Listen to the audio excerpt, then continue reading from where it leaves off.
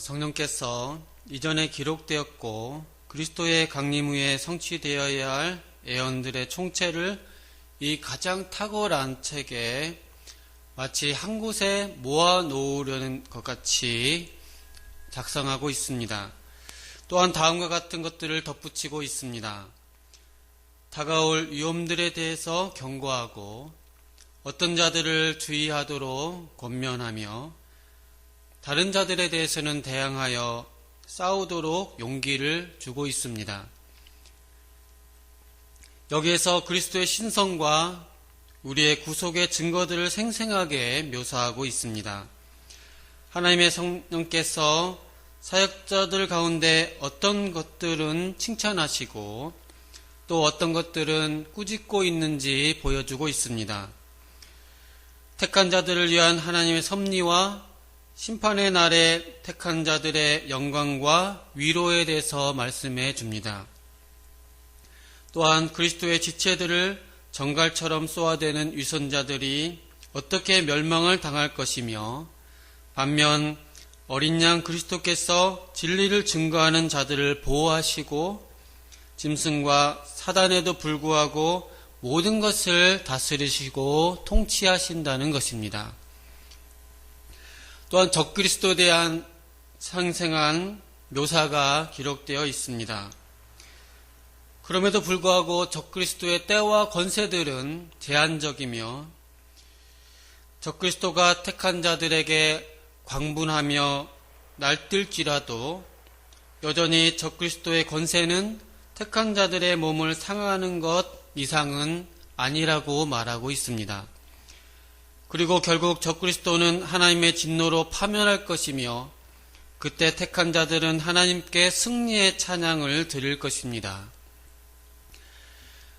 하지만 잠시 하나님은 이 적그리스도와 음녀가 교원 영색의 교리로 세상을 속이도록 허용하실 것입니다. 그러므로 사도 요한은 경건한 자들, 오직 작은 일부인 경건한 자들이 이 음란한 아첨꾼들과 허풍장이들을 피하라고 말해주고 있습니다. 이들은 가차없는 파멸을 당할 것이며 경건한 자들이 다 이를 목격할 것이고 천상의 군대가 쉬지 않고 찬양하게 될 것입니다. 어린 양의 혼인잔치가 이루어지고 하나님 말씀이 결국 승리를 얻습니다. 오랫동안 연맹했던 사단이 이제 사단의 종들과 함께 쫓겨서 영원한 형벌을 위해 불구덩이에 떨어지게 됩니다. 이와 반대로 신자들은 곧 거룩한 성 예루살렘이고 어린 양의 신부인 신자들은 영원한 영광을 누리게 될 것입니다. 부지런히 읽으십시오. 건전하게 판단하십시오.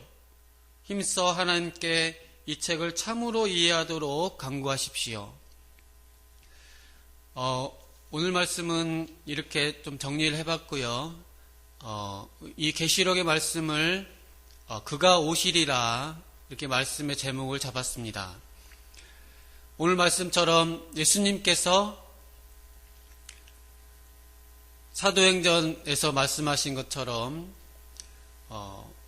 부활하시고 승천하신 그 모습 그대로 구름을 타고 다시 오신다고 하셨습니다. 그가 오시리라 한번 생각해 보시겠습니다. 이렇게 한번 여쭤보겠습니다. 예수님이 지금 살아 계실까요? 예수님이 살아 계실까요? 즉 우리 육체의 부활을 하셔서 우리 인간의 사람의 모습으로 지금도 살아 계실까요? 네, 지금도 살아 계십니다. 성경은 예수 그리스도께서 부활의 첫 열매요. 지금도 살아 계시다고 말합니다. 다만 예수님께서 지상을 떠나셔서 승천하셔서 저 천상의 보좌 위에서 계시는 것입니다. 예수님께서 살아계셔서 그러니까 영이나 이런 걸로 흩어지거나 어떤 천상의 새로운 어떤 존재로 계신 것이 아니고 우리 사람과 똑같은 사람으로서 부활을 하셨지만 여전히 사람으로서 지금도 살아계시다는 것입니다. 이것을 믿으십니까? 정말 예수님이 살아계십니까? 성경은 예수님이 살아계시다고 말하고 있습니다. 그러면은 예수님께서 천상에서 살아계셔서 이 지상에 있는 우리와 그러면 함께하지 않는 것일까요? 예수님이 천상의 하늘에 계시니까 우리와 함께 계시지 않는 것인가요? 아닙니다.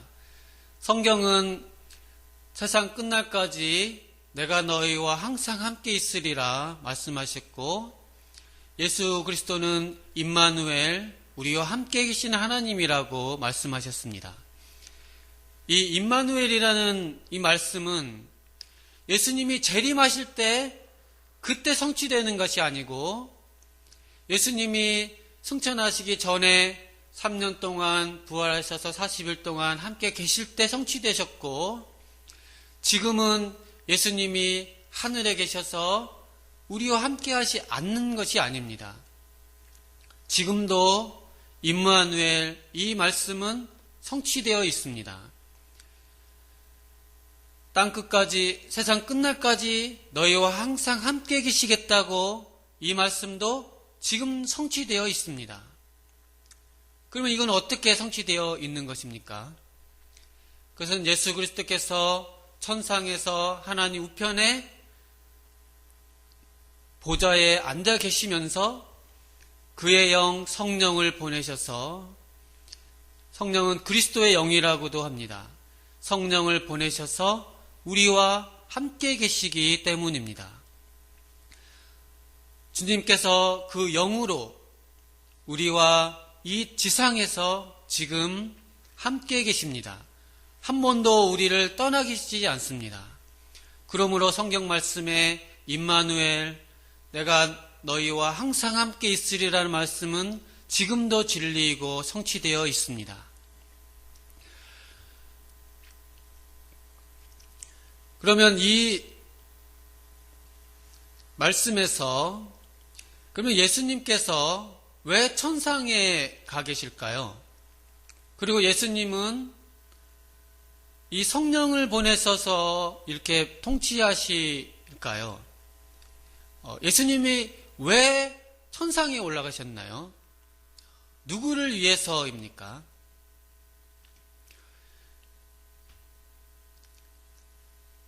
성령을 보내셔서 다스리시는 것은 우리를 위하여 그렇게 하셨습니다. 예수님이 지금 이 지상에서 계시는 것이 더 좋습니까? 아니면 예수님이 천상에 올라가셔서 그 영을 보내셔서 다스리는 게 더 좋을까요? 예수님이 지금도 여기 지상에서 계시는 게 좋을까요? 성경은 예수님이 올라가셔서 성령을 보내시는 것이 더 좋다고 말합니다. 여러 가지 이유들이 있을 수 있겠습니다. 영을 보내셨기 때문에 세상 모든 곳곳에 다 가 계실 수가 있다는 점에서 좋겠습니다. 또 우리가 영은 별로 힘이 없을 것 같지만 영이 보이는 육체보다 힘도 더 있다고 성경은 말합니다. 그러니까 그 능력에 있어서도 성령의 능력이 더 크게 역사하시는 것이죠. 그래서 성령으로 다스리신다는 것은 세상 곳곳에 다 가 계실 수 있다는 것, 또 성령의 능력이 육체로 계시는 능력보다 더 크다는 것, 그런 점에서 성령으로 계시는 것이 우리를 위해서 더 좋으신 것입니다. 그래서 승천하셔서 하늘에 가 계신 것입니다. 또 한편으로는 성령으로 다스리시는 것은 우리의 연약함, 인간의 연약함을 위해서 좋은 것입니다. 하나님께서 성령으로 다스리시는 것을 좀 어렵게 말해서는 영적 통치라고 합니다.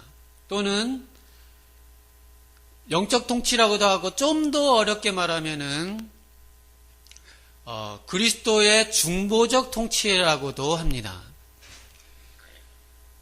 그래서 그러면 왜 영적으로 통치하시며 중보적으로 통치하실까요?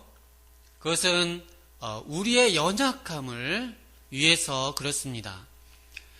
영이라는 것은 훨씬 더 부드럽고 훨씬 더 섬세하게 다스리는 것입니다. 육체로 직접 대면하는 것보다 영으로 마음을 어루만져주고 또 보이지 않고 영으로 하시기 때문에 부드럽게 맞춰주셔서 다스리는 면이 있습니다. 우리 인간은 강하고 아무 죄가 없고 힘이 있는 존재가 아닙니다. 인간은 연약하고 어린아이 같고 아직도 넘어지기 쉽고 아직도 아장아장 걷는 어린아이 같은 지금 수준에 있을 수 있습니다. 그렇기 때문에 하나님께서 그리스도께서 육체로 막 우리를 끌고 통치하시면은 우리의 연약한 마음이 견딜 수가 없기 때문입니다. 하나님은 우리의 연약함, 우리가 아직도 죄가 있고 부패와 오염이 남아있기 때문에 성령으로 부드럽게 어머니처럼 따뜻하게 품어서 우리를 다스리는 것입니다. 이것이 영적 통치, 또 그리스도의 중보적 통치가 필요한 것입니다. 우리가 성숙해서 완전히 죄가 하나도 없이 영원롭게 될 때까지는 영을 통해서 부드럽게 우리를 이끌어 가신다는 것입니다.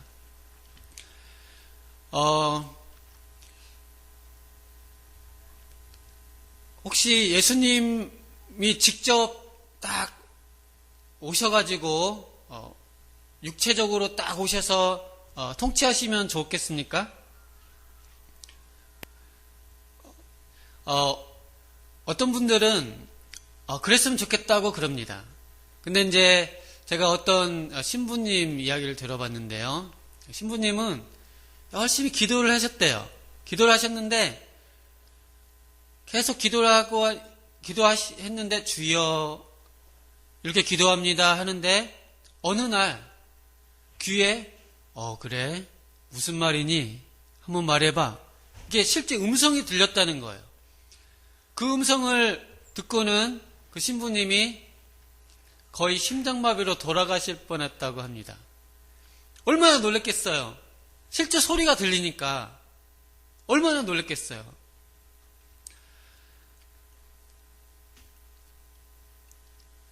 사도 바울도 고린도에 편지를 보낼 때에 직접 대면하여 보지 않고 편지로서 쓰는 이유에 대해서 말한 적이 있습니다.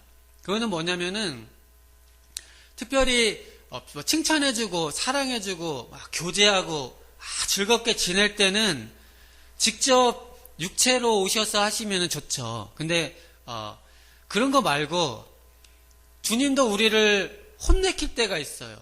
꾸중할 때가 있습니다. 특별히 징계하실 때가 있는데 이 징계는 주님이 직접 육체로 오셔가지고 징계하시면은 우리가 견딜 수가 없는 거예요. 화가 나서 진노하시고 징계하실 때 그때는 대면해서 보는 것은 두려운 것입니다. 사도 바울도 그래서 편지로 쓴다고 했습니다. 왜 편지로 씁니까? 요즘은 직접 말하는 게 쑥스러워서 핸드폰 문자로 보내는 게 좋다고 그럽니다. 만약에 예수님이 특별히 우리를 혼내실 때 진짜 육체로 오셔서 얼굴빛도 화를 내시고 너 왜 그렇게 했어? 딱 그렇게 하시면은 우리가 얼마나 놀랐겠습니까? 또 예수님의 환한 얼굴을 보면은 얼마나 실망스럽고 또 내 자신이 얼마나 힘들겠습니까? 그렇기 때문에 예수 그리스도께서 우리를 특별히 징계하시고 하실 때는 베일 뒤에 숨으셔서 보이지 아니하시고 편지로만 보내주시고 문자로만 보내주시듯이 영을 보내셔서 보이지 않게 말씀으로 다스리시고 훈계하신다는 것입니다. 그것은 우리가 너무 연약하기 때문에 주님이 진짜로 내 앞에 오셔서 그 얼굴 대면해서 혼내시면 너무 상처받고 쓰러져 버리기 때문에 그냥 보이지 않는 영으로 음성으로만 말씀으로만 우리를 타이르시는 것입니다. 연약한 우리를 생각하셔서 영으로 다스리는 것입니다. 그러면은 이 영적 통치, 즉 성령으로 통치하시는 것은 언제까지 그렇게 할까요? 언제까지냐면 우리가 성숙해서 또 우리 죄가 다 점점점 없어져서 깨끗하게 영화의 수준에 도달했을 때 진짜 예수님을 대면해 봤을 때도 무섭지 않은 그렇게까지 성장했을 때 그때 이제 예수님이 직접 오신다는 것입니다. 또 한편으로는 믿지 않는 사람들에게 기회를 주시기 위해서입니다. 지금은 성령으로 경고하시고 기회를 주시고 지금은 오래 참으시는 때라고 합니다. 은혜의 때라고 합니다. 지금은 성령께서 그렇게 살지 말아라. 예수님 믿어라. 이렇게 말씀으로만 하십니다. 만약에 이제 예수님께서 재림을 하시면은 정말 육체로 그리스도로 철장을 들고 내려오시면은 그때는 이제 더 이상 말씀으로만 타이르시는 게 아니고 이제 철장으로 다스리게 됩니다. 지금은 이 예수님이 가지고 있는 철장이 말씀 영적인 것이지만은 예수님이 재림을 하실 때는 이것은 진짜로 쇠몽둥이 무력으로 심판하신다는 것입니다. 그때는 세상의 모든 왕들이 같이 대적하여서 일어나서 아마겟돈 전쟁, 곡과 마곡의 전쟁을 할 것입니다. 그때는 예수님이 영으로가 아니고 이제 진짜 무력으로 철장을 들고 와서 질그릇 깨듯이 다 쳐부신다는 것입니다. 세상의 모든 왕들을 무력으로 징벌하시게 됩니다. 그때에는 가차없는 처벌, 조그만 그것도 남기지 않은 진멸하시는 무력 심판이 있기 때문입니다. 그때에는 더 이상 기회가 없고 그때는 말씀으로 다스리는 게 아니고 진짜로 철장으로 질그릇 깨듯이 다 깨부수기 때문에 것입니다. 시편에 있는 말씀들이 그때는 문자 그대로 이루어질 것입니다. 하나님께서 철장으로 질그릇 깨서 깨신다. 또 시편 메시아 시편에서 그리스도께서 검을 들고 적들을 다 진멸하시고 그 칼을 강물에 씻으시고 고개를 드신다는, 그리고 그 땀에 적신 그 얼굴에 바람이 샥 불면서 이렇게 하시는 장면이 그때는 문자 그대로 이루어진다는 것입니다. 예수 그리스도께서 그 검으로 모든 왕들을 착착착착착착 해서 다 죽이신다는 것입니다.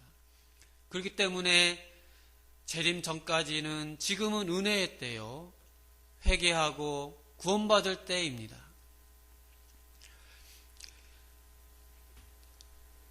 그러면 예수님께서 이 땅에 이렇게 내려오신다고 하는 이 계시의 말씀들을 어떻게 해석을 해야 될까요? 이 구체적인 내용들에 대해서 우리는 뭔가 새로운 것이 있을 것 같다, 그렇게 생각할 수 있지만은 그렇지는 않습니다. 이 계시록의 말씀은 사실은 복음서에 있는 말씀의 해설이라고 보시면 됩니다. 그러니까 복음서에 있는 말씀의 뭐 새로운 거, 그런 게 등장하는 게 아니고 복음서에 있는 말씀을 좀 자세하게 풀어주는 것입니다.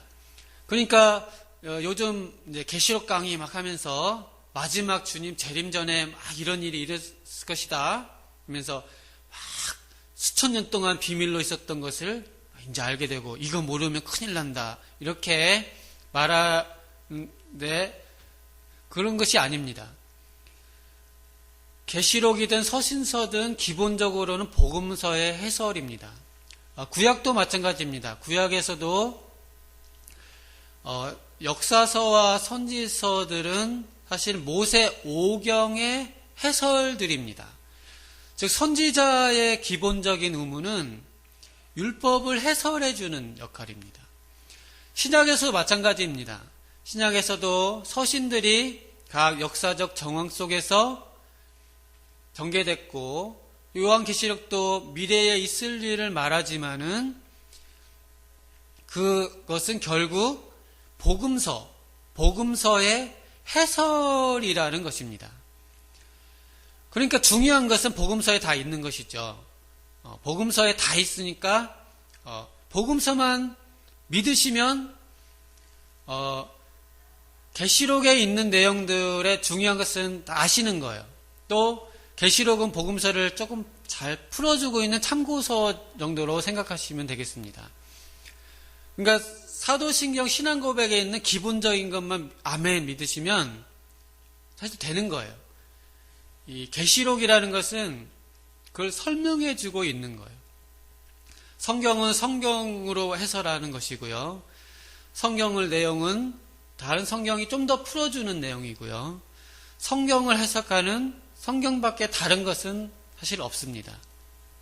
성경은 성경으로 풀어가는 것입니다. 그리고 그 중에서도 복음서는 교과서 같은 것이고 계시록은 그걸 풀어주는 참고서 같은 것이죠. 근데 사실 참고서가 없어도 교과서만 잘 이해하시면 큰 문제는 없을 수 있습니다. 흔히 보통 이제 좋은 선생님은 크고 꼭 알아야 될 문제를 내시는 게 좋은 선생님입니다. 어디 구석에서 찾아가지고 문제를 내는 분들은 좋은 선생님은 아닙니다. 가끔 이제 골탕 먹이려고 그런 분도 있지만은 이제 그것도 이제 한 5점짜리, 1, 2점짜리 그런 것을 그렇게 내는 것이 있고요. 진짜 막 50점짜리 큰 문제는 중요한 거, 누구나 아는 문제, 그런 문제를 내는 것이죠. 그리고 좋은 선생님은 수업 시간에 가르친 것을 시험에 내십니다. 가르친 것을 시험에 내시는 거죠. 만약에 시험에 가르치지 않는 걸 낸다. 그러면은 그거는 잘못된 선생님이죠. 왜냐하면은 시험에 낸다는 것은 중요하다는 거죠. 근데 중요한 건데 수업 시간에 안 가르쳤다는 거잖아요. 그러니까 수업 시간에 중요한 걸 안 가르쳤다는 거죠. 그러니까 좋은 선생님이 아니죠. 좋은 선생님은 중요한 것은 수업 시간에 말씀을 하시는 것이고요. 또 시험은 중요한 것을 내시는 것입니다. 마찬가지로 계시록의 내용들은 다 복음서에 다 있어요. 큰 기둥들, 중요한 것은 복음서에 다 있습니다. 그러니까 막 어디서 남 모르는 비밀이 있어서 그거 모르면은 큰일 난 것처럼 그것은 다 거짓말들이에요. 일종의 상술이죠. 돈 벌려고 이제 상술이죠. 기분 나쁜 말일 수도 있지만 시험은 다 교과서에서 나오는 거고요. 과외하지 않는 거죠. 수업 시간에 선생님 말씀 잘 들으면 다 좋은 점수 받는 거죠. 이게 재수없는 말이 아니고 이게 사실이죠. 그러면 이 예언처럼 결국 예수님이 재림을 하신다는 것이죠. 근데 이 구체적인 과정들을 이제 우리가 어떻게 이해해야 되는가 그 부분을 마지막으로 조금 정리해보고 마치고자 합니다. 계시록은 다양한 모티브로 바라볼 수가 있는데요. 출애굽 모티브로 바라보는 경우도 있습니다. 그래서 열재앙해서 이렇게 바로가 그렇게 하는 출애굽 같은 그렇게 바라볼 수 있고, 또 이제 바벨론 포로 기간에 있다가 바벨론에서 해방되는 그 식으로 계시록을 바라볼 수도 있습니다. 근데 저는 오늘 이 계시록을 하나의 결혼, 혼인의 모습으로 한번 잠깐 바라보고 마치고자 합니다. 다양한 방식으로 풀어볼 수가 있는데요. 일단은 결혼식의 모습으로 한번 보겠습니다. 자, 예수 그리스도께서 백마탄 왕자의 모습으로 등장을 하시고요.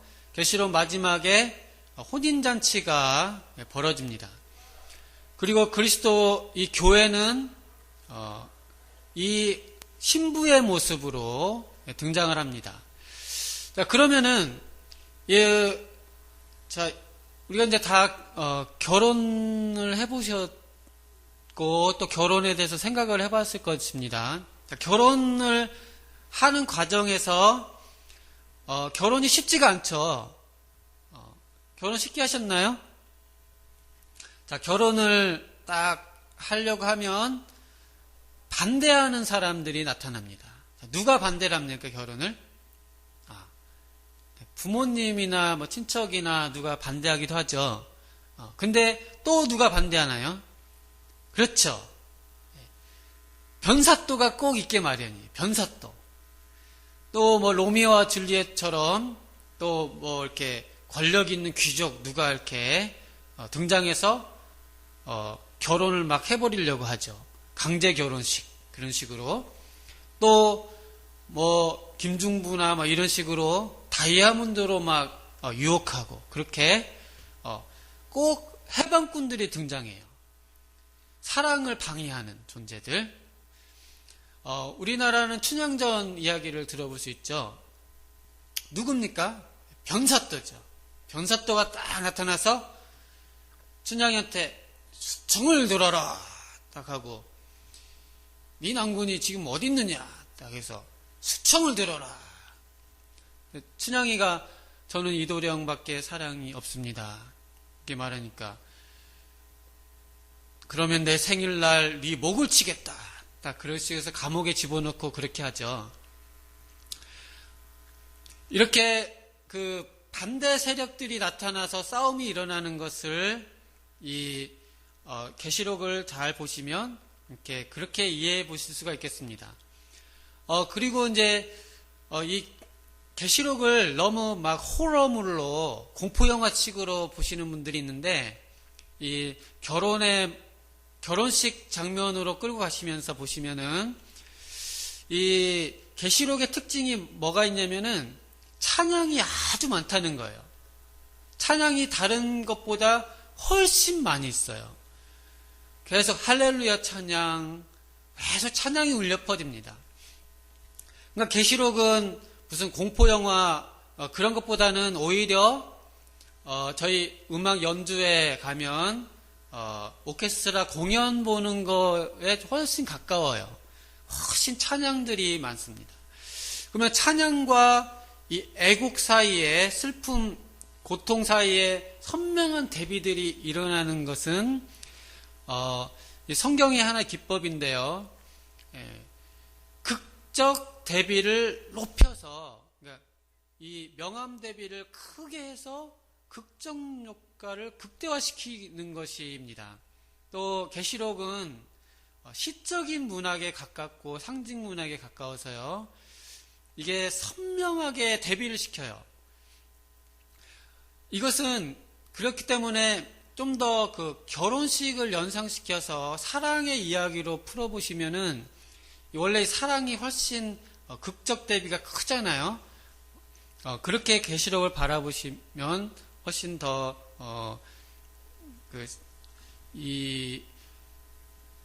좀 재미있게 또 계시록을 볼 수가 있겠습니다.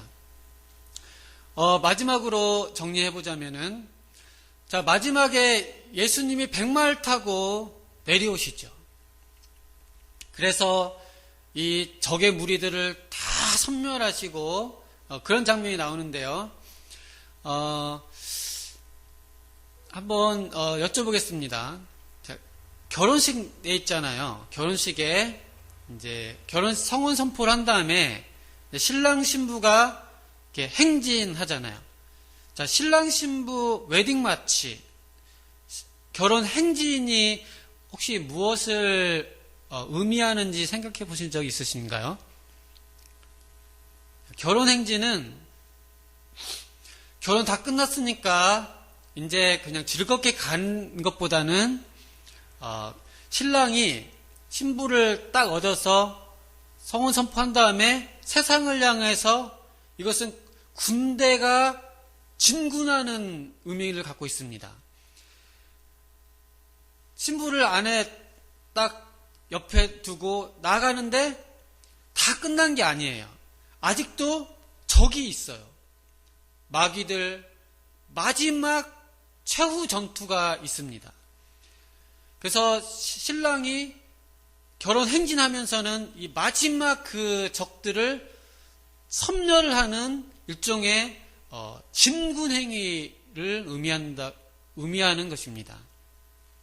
요한계시록도 마찬가지입니다. 요한계시록도 마지막에 혼인잔치가 있은 다음에 마지막에 사탄의 반격이 있어서 마지막 전투가 벌어집니다. 이때 백마탄 신랑께서 쫙 내려오셔서 이 사단의 연맹을 진군을 하셔서 다 쳐부수고 어디로 갑니까? 천년왕국으로 들어가시는 거죠. 다시 말하면은 부부가 행진하죠. 딴딴딴딴 쫙 하면서 나가서 마지막에 방해 세력이 없는 게 아니에요. 다 친 다음에 신혼여행을 가죠. 그리고 살림으로 가는 것이죠. 그렇기 때문에 우리가 이제 결혼식 올리면 다 끝난 것 같지만 원래 결혼 행진의 의미는 이제 시작인 거예요. 결혼을 아내랑 같이 딱 출발하는데 아직도 마지막 적들이 있는 거죠. 그때 다 같이 신랑이 앞장서고 같이 힘을 합쳐서 적들을 다 쳐부시고 정말 에덴 같은 행복한 가정을 이루어가는 것이죠. 그래서 결혼식은 이제 시작입니다. 결혼 생활하면서 여러 가지 어려운 일들을 다 이겨내고 결국 천년왕국과 저 천국으로 에덴으로 가는 것을 이렇게 보여주고 있습니다. 저희도 오늘은 그가 오시리라 그랬습니다. 자, 우리는 신앙생활을 하면서 정말 예수님 오시기를 바라고 있습니까? 정말 백마탄 왕자를 기다리고 있습니까? 하나님도 약간 밀당을 하시는 것 같아요. 하나님도 연애를 아주 극적으로 하시는 것 같아요. 막 신부가 자기 기다리지도 않는데 막 오고 그러지 않고요. 또 갔는데 왔어? 오거나 말거나 그러면은 신랑이 오지 않습니다. 신랑도 간절히 막 주님 내 님이여 보고 싶어요. 정말 보고 싶어 죽겠어요. 외로워요. 정말 당신 없이 못 살겠어요. 내 님이여 어서 오시옵소서. 간절히 신부가 기다릴 때 신랑이 다 오시는 거죠. 그러니까 정말 견우와 직녀가 만나듯이 정말 극적 상봉을 하는 거예요. 그래서 만나서 부둥켜 안고 껴안고 눈물 흘리고 얼싸안고 그러는 거죠. 정말 간절하게 정말 보고 싶어요. 정말 빨리 오세요. 그럴 때 주님이 오시는 것입니다. 우리는 신랑 신부가 이렇게 얼싸는 것은 잘 우리 문화에는 그렇게 잘 어울리지 않는 것 같아요. 우리는 아들이 엄마를 만나는 장면이 훨씬 더 이런 것이 더 잘 어울리는 것 같습니다. 노래 하나 하고 마치겠습니다. 제가 고향역이라는 노래를 좋아하는데요. 이렇게 돼 있죠. 정말 고향에 가서 노모를 만나는 장면과 같습니다. 코스모스 피어있는 정든 고향역 이렇게 하면서 흰머리 날리면서 달려온 어머님을 얼싸안고 바라보았네. 그리운 나의 고향역 이렇게 부르잖아요. 그러니까 우리는 아무래도 신랑 만나는 것보다 엄마 만나고 이런 게 더 눈물이 나는 것 같습니다. 예수님이 오신다는 것은 우리가 남편, 사랑하는 님을 만나는 것이고 고향에서 엄마, 아빠 만나는 것입니다. 저희가 이런 간절한 마음으로 주여 어서 오시옵소서 이렇게 신앙생활하고 저희 신앙생활이 님을 그리워하는 이런 간절한 신앙생활 될 수 있기를 기도드립니다. 기도하겠습니다. 하나님 아버지, 저희가 주님을 사모합니다. 저희 마음에 주님 간절히 그리워하며 주님 고대하는 마음 갖게 도와주시고 저희 신앙생활이 주님으로 말미암아서 이렇게 행복한 신앙생활 되게 도와주시옵소서. 그리고 하나님 아버지, 주여 어서 오셔서 우리를 구원하여 주시옵소서. 저희의 눈물 닦아 주시옵소서. 저희를 해방시켜 주시옵소서. 저희가 해방의 노래, 감격의 노래 부를 수 있게 도와주시옵소서. 사랑이 많으신 예수님 이름으로 기도드리옵나이다.